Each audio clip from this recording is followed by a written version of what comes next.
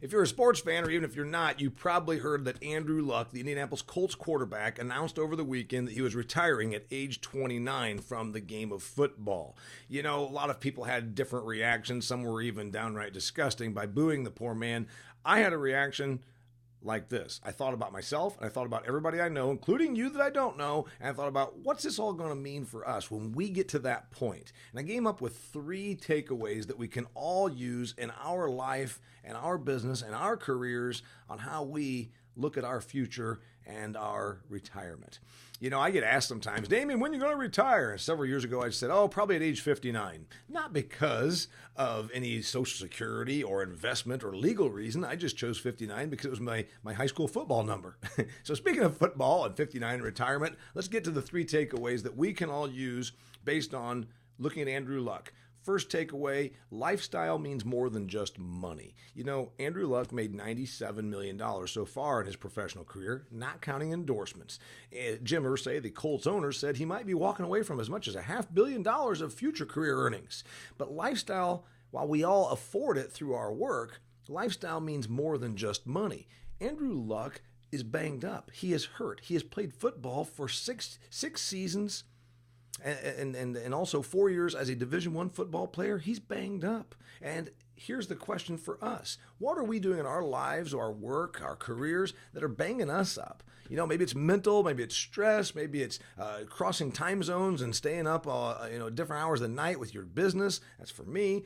What things? Are you overweight because you sit at your desk all the time? Are you stressed? I mean, what is the thing? And what is it you could actually change about that? Because sometimes having a terribly banged up body or a terribly banged up mental state is not good for you, and that is a lifestyle issue versus a make more money issue. The second takeaway that we can all benefit from, making big, huge changes before we are forced to takes a lot of courage.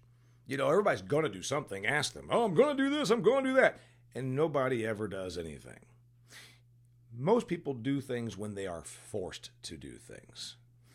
Andrew Luck did not have to make a big decision. He did not have to make a big change. He's got a contract in place for several more years. He could have shown up just like he always does, gone through the physical therapy, gone in there and watched game film and played football.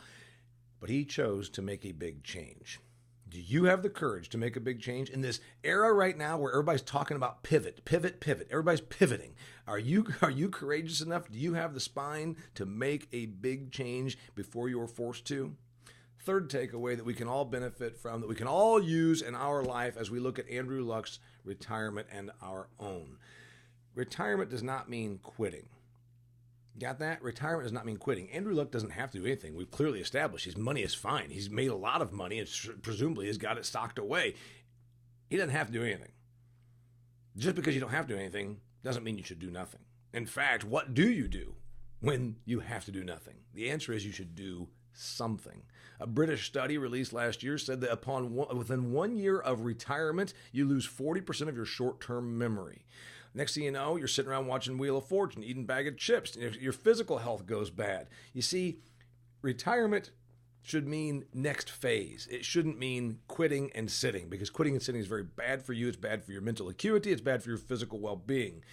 Those are the 3 takeaways that we can all benefit from as we look at Andrew Luck in our own life and our own careers. Now, there's an extra point also. It's doubtful that you or me are ever going to have a career or a situation like Andrew Luck. We're not professional football players. However, each and every one of us needs to make a decision about our lifestyle, needs to make a decision probably before we're forced to, and also should map out a plan that does not involve retiring becomes quitting, which becomes sitting, because it's bad for us and our mind and our physical bodies.